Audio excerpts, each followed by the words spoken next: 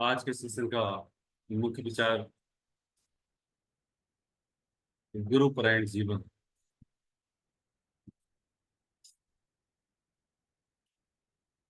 हम सभी ने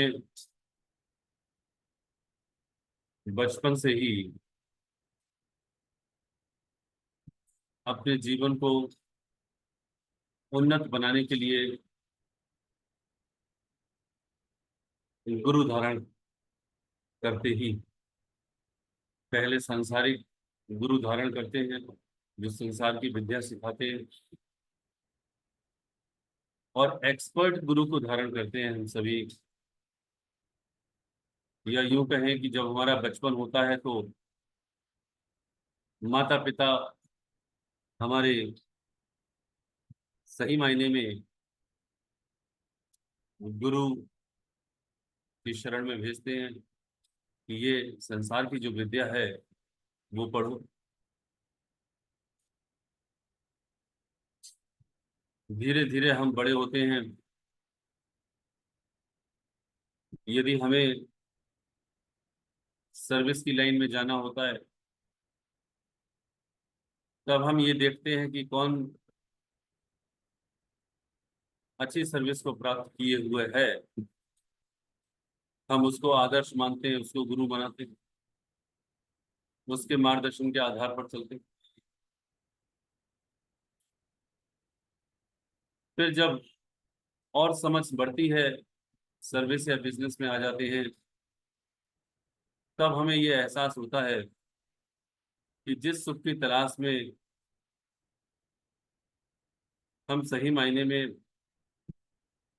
अब तक थे, वह सुख हमको प्राप्त हो नहीं पाया। जो शांति, जो चैन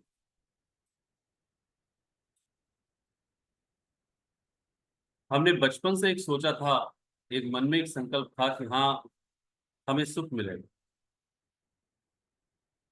वो सुख आज तक नहीं मिला।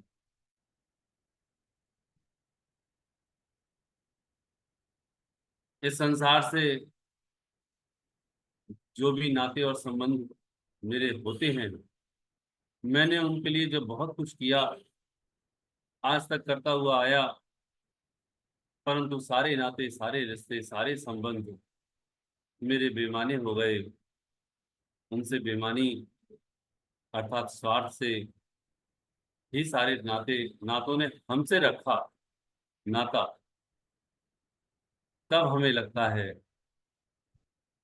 कि हाँ, एक सतगुरु, एक पूर्ण गुरु, जो पूर्ण सत्पुरुष होता है, जो ईश्वर में स्थित होता है, हम फिर उसको गुरु बने।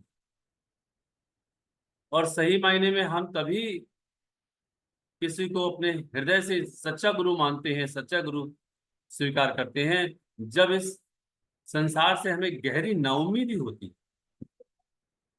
ये गहरी नाउम्मीदी ही सही मायने में किसी सत्पुरुष के शरण में जाने के लिए मजबूर करती है।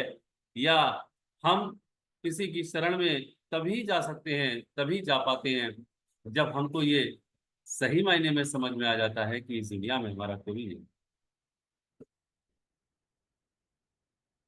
तो पहले पहल तो हमें अपनी समझ ही नहीं होती कि हमारा जो सुख है वो सुख हमारा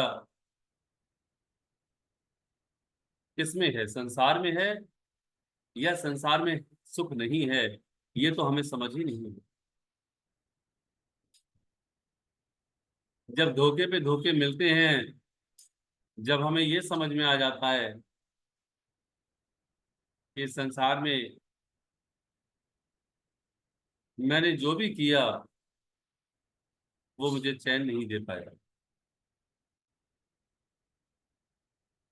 तब हम पूर्ण सत्पुरुष के लिए अपना गुरु स्वीकार करते हैं और हृदय से स्वीकार करते हैं।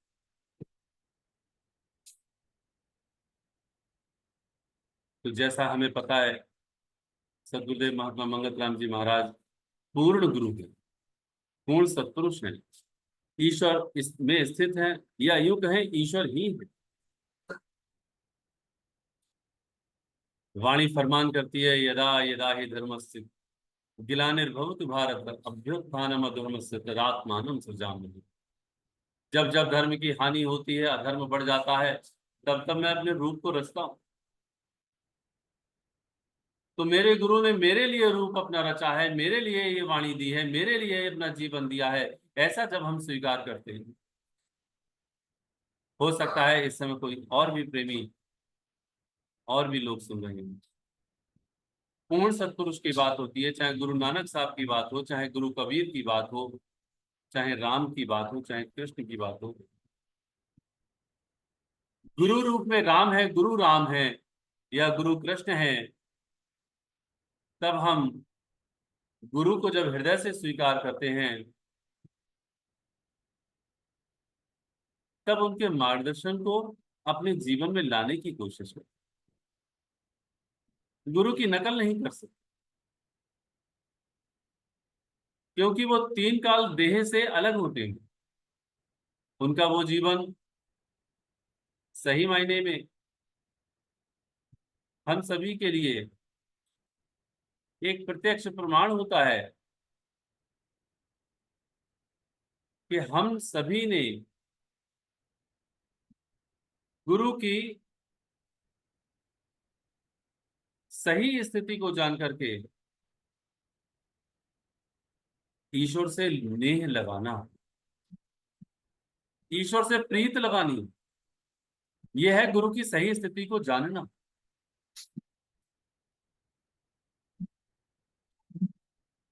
क्योंकि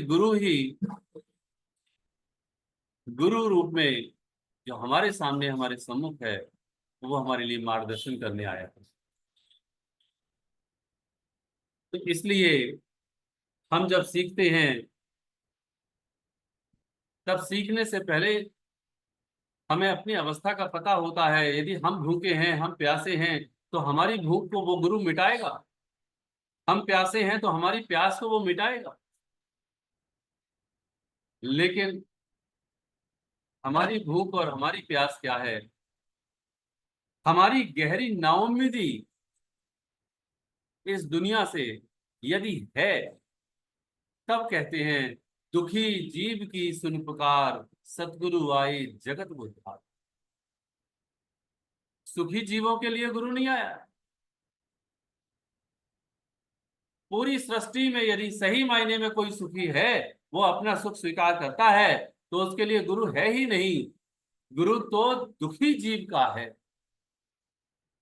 जब इसे इसी संसार में सुख नजर आ रहा है, तो गुरु का करेगा क्या? झूठ संसार और सत करता। आज भी मैंने इस बात को स्वीकार नहीं किया कि सारे संसार में मुझे दुख ही दुख है, तो मैंने गुरु को कभी स्वीकार नहीं किया, अपने हृदय से कभी गुरु को नहीं माना। ये पक्की बात, मनमानी। इसलिए दास संगत के सम्मुख प्रार्थना करने की कोशिश करता है कि गुरु परायण जीवन होने से पहले हर जीव दुखित अवस्था में गुरु के चरणों में अपने आप को समर्पण कर देगा, अपने आप का समर्पण। और कैसे समर्पण होगा? उसके चरणों में कैसे समर्पण होगा? समर्पण का अर्थ है कि मेरी बुद्धि मेरी नहीं है, अर्थात मैं अपनी सोच से कभी कोई कार्य न करके आपकी सोच के, आपके मार्गदर्शन के आधार पर, आपके कथा अनुसार, आपके शास्त्र के अनुसार ही पूरा जीवन व्यतीत करूंगा। यह है सही मायने में समर्पण बुद्धि। लेकिन हम अधिकतर करते क्या है? इस संसार में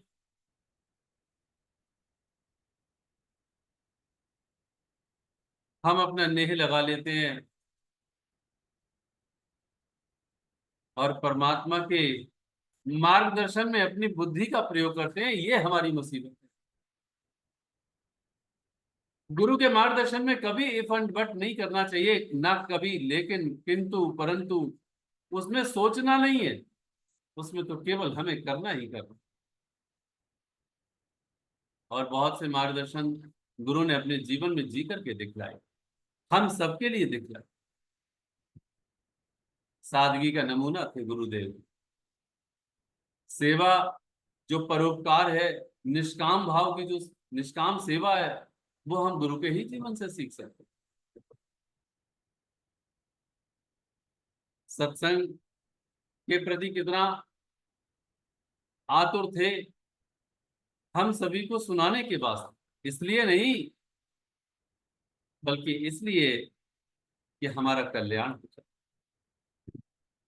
5 नियम प्रतिपादित किए: सादगी, सत्य, सेवा, सत्संग और सत्सिमरन।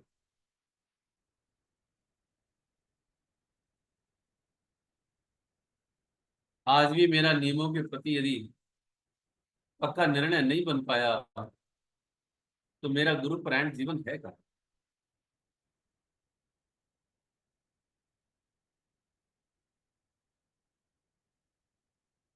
हम अपनी भाषा से अपने मन की बुद्धि के मन और बुद्धि के आधार पर उनके मार्गदर्शन को अपने हिसाब से इंटरप्रेट करने तक की कोशिश कर लिया करते हैं, बदल देते हैं उनकी बात, और मन समझा देता है बुद्धि के लिए, और बुद्धि निर्णय ले लेती है, हाँ बात सही है, और हम भूल जाते हैं गुरु ने सीधी सीधी बात कही है, और कहा है कि तू सीधा बन, तू भोला बन, तू चतुराई मत कर। एक बार महाराज जी जगाधरी में बैठे हुए थे, उनके सम्मुख सभी शिष्य थे, घेरा बना करके बैठे हुए, बातचीत चल रही थी। एक प्रेमी के बारे में गुरुदेव को पता चला कि उस प्रेमी के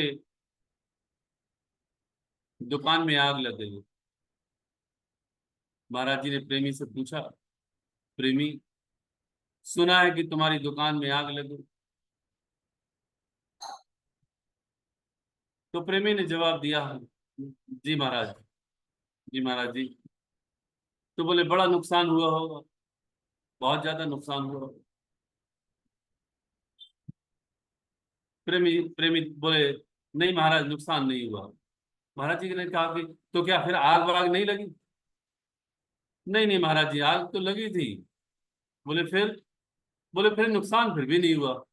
बोले वो कैसे? महाराज जी, वो हमने इंश्योरेंस अपनी दुकान का करवा लिया था। बोले वो क्या होता है? बोले महाराज जी, वो ऐसा होता है कि अपनी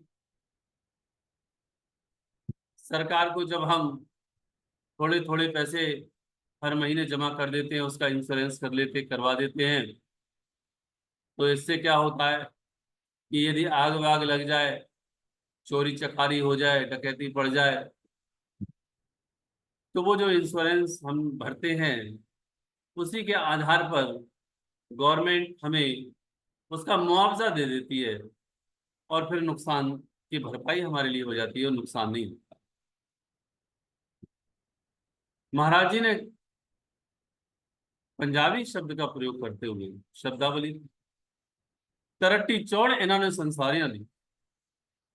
ये ईश्वर के हुक्म के आगे भी अपनी चतुराई नहीं छोड़ते। हम आज अपने ईश्वर के हुक्म के आगे भी अपनी अपनी चतुराई ऐसी रख रहे हैं कि हमें ईश्वर के भाने में जीना आज भी नहीं आया, और बुढ़ापा आ जाता है, बाल सफेद हो जाते हैं, दांत निकल जाते हैं, हम ढोल पीटते हैं कि हमारे गुरु हमारे हैं, हम गुरुदेव के सच्चे शिष्य हैं। लेकिन गुरुदेव की बात हम कितनी मानते हैं, ये तो गुरु जानता है, और वह जीव स्वयं जानता है, ये ध्यान रख, और कोई नहीं। आज भी हम अपने आप के लिए, दूसरों के दिखावे के लिए जी रहे हैं। गुरु आया, अंधकार से प्रकाश की ओर ले जाने के लिए। और गुरु शब्द का अर्थ ही होता है कि अंधकार को नाश करने वाला। और गुरु सही मायने में परमेश्वर ही है, जो तमाम ब्रह्म अंधकार को नाश करने वाला। तो जरा विचार करके देखें, दास शास्त्र के कहीं ना कहीं जो पंक्ति, जो लाइन है गुरु की, वही याद करके और याद आती रहती है। वो दास संगत के समय कर रहा है कि गुरु सही मायने में अंधकार यानी भ्रम अंधकार का नाश करने वाला ही है। यदि मैंने गुरु को स्वीकार कर लिया है, तो आज भी मेरे अंदर यदि भ्रम बना हुआ है, तो मैंने गुरु को कहाँ स्वीकार किया? विचार करके देखें। गुरु ने हमारे लिए प्रेमी शब्द कहा, और हम प्रेमियों से ही प्रेम ना कर पाए। उनके प्रति जो धारणा है, यदि किसी प्रेमी के अंदर कोई गलत धारणा भी है, कोई उसके अंदर स्वभाव गलत भी है, यदि कोई गलती भी हो गई है, हम उस प्रेमी से इतना दरकिनार कर लेते हैं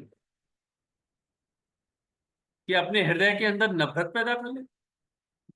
और गुरु का फरमान है कि यदि कोई प्रेमी सतमार्ग से पतित हो जाए, तो उससे बेइंतहा दर्जे का प्यार करो, जिससे कि उसके हृदय में एक दिन ऐसा बीज आएगा, एक दिन ऐसा आएगा उसके हृदय में कि वो पहले से भी ज्यादा और भी मोहब्बत से और भी प्रेम से पूरी संगत के सेवा भी करेगा और ईश्वर मार्ग पर दृढ़ हो जाएगा। ये गुरुदेव के वचन।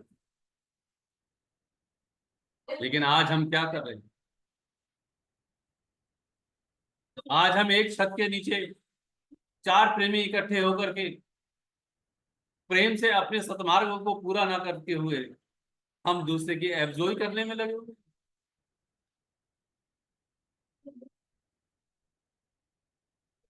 इसीलिए गुरु परायण जो जीवन है, वो कितना महत्वपूर्ण है, ये तो उसको पता चलेगा जिसने गुरु से संबंध स्थापित कर लिया।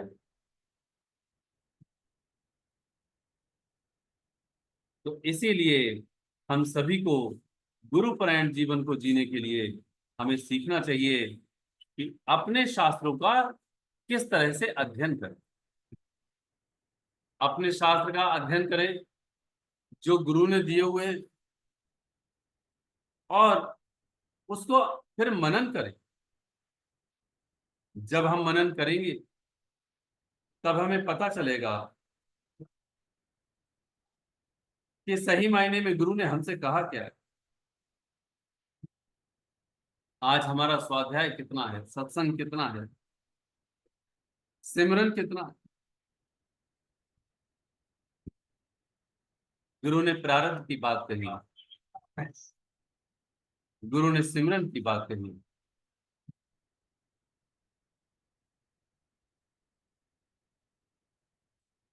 लेकिन आज भी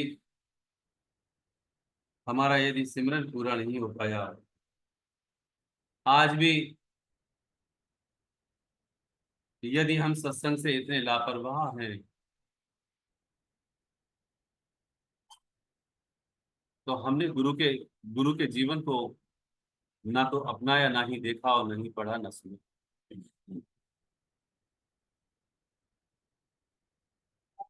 तो गुरु परायण जीवन के लिए हम क्या करें? हम इस बात को सीखें कि गुरु परायण जीवन हम कैसे बना सकते हैं। कुछ छोटी छोटी बातों को अपनाएं। सबसे पहले तो हमें गुरु के जीवन को बारंबार पढ़ना चाहिए कि मेरे गुरु ने कैसे जीवन जिया। प्रोफेसर सोमराज गुप्त की एक किताब मेरे गुरुदेव, गुरुदेव जी ने गुरुदेव जी महाराज का जो जीवन है, जीवन गाथा भाग 1 भाग 2, हमें बड़े ध्यान से वो पढ़नी चाहिए। तो एक काम तो निश्चित रूप से जरूर करें कि 24 घंटे में हमने गुरु के जीवन के 1 या 2 पेज जरूर पढ़ने हैं, जिससे कि जैसे जैसे हमारा जो जन जीवन चल रहा है, उसमें जो गुरु का जो जीवन है वह भी हमारे जीवन में शामिल हो जाएगा।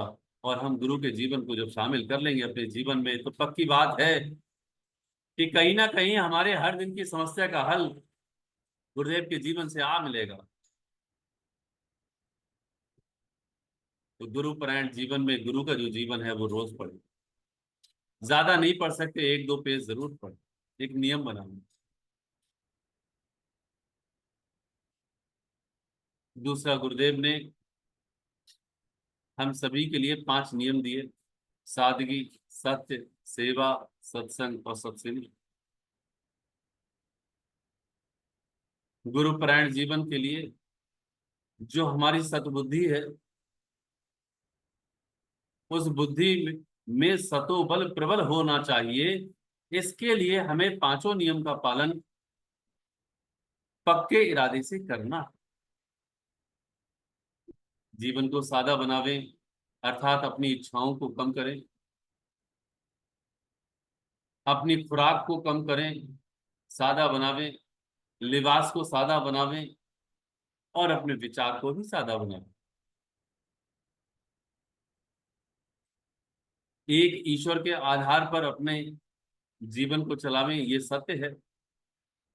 सत्य करतार है, झूठ संसार है, इस संसार से मुझे जाना है, ये सत्य है। इसीलिए बारंबार ये होना चाहिए, राम नाम सत्य है, सत्य बोलो मुक्त है। अर्थात सत्य बोलने से ही मेरी मुक्ति होगी और राम नाम की सिमरने से ही मेरी मुक्ति होगी। गुरु ने जो हमारे लिए महामंत्र दिया है, ओम ब्रह्म सत्यम निरंकार जन्मा अद्वैत प्रभा सर्वव्यापक कल्याण मूर्त परमेश्वराय नमस्तम, ये जो सिमरन में हमारा मंत्र है, हमें ये बोलना है, ये हमें हर पल हर क्षण हमारे लिए याद आता रहे। यही सत्य है और बाकी और कुछ सत्य नहीं।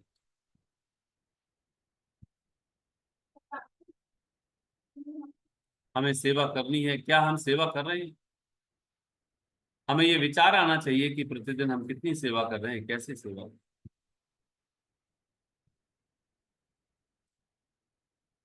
क्या हमने सत्संग सुना?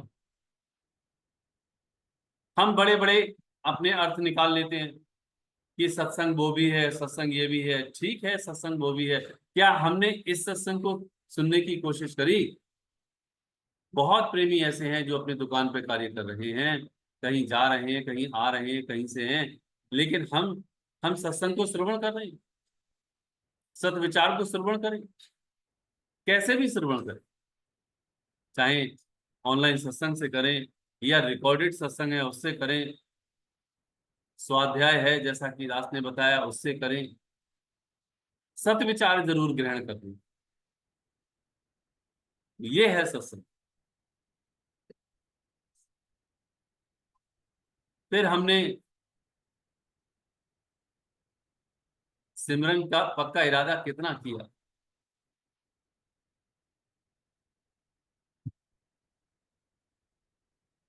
मेरी उम्र के मुताबिक मेरा सिमरन कितना है?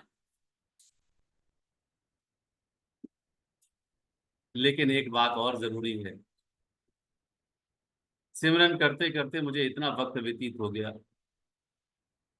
आज हमें ये विचार करना होगा कि मेरे विकार कितने कम हुए। इस विचार से मेरे सिमरन का जो दृढ़ता है, मेरी सिमरन की जो दृढ़ता है वो बढ़नी चाहिए। सिमरन भी चल रहा है, सत्संग भी चल रहा है, सेवा भी चल रही है, सत्य भी चल रहा है। अच्छा, इसके साथ साथ दूसरे की बुराई भी चल रही है, ईर्ष्या भी चल रही है, वाद विवाद भी चल रहा है, शौक भी सारे के सारे हम पूरे कर रहे हैं। हम बड़ा भारी भ्रमण करने के लिए भी अपने आतुर रहते हैं। संसार भी हमारा चल रहा है, बहुत अच्छे से चल रहा है, उसमें भी तत्परता है। एक म्यान में 2 तलवारें नहीं रहती। मन में या तो राम आएगा या काम आएगा। जब मैं था तब हरि नहीं, अब हरि है मैं नहीं।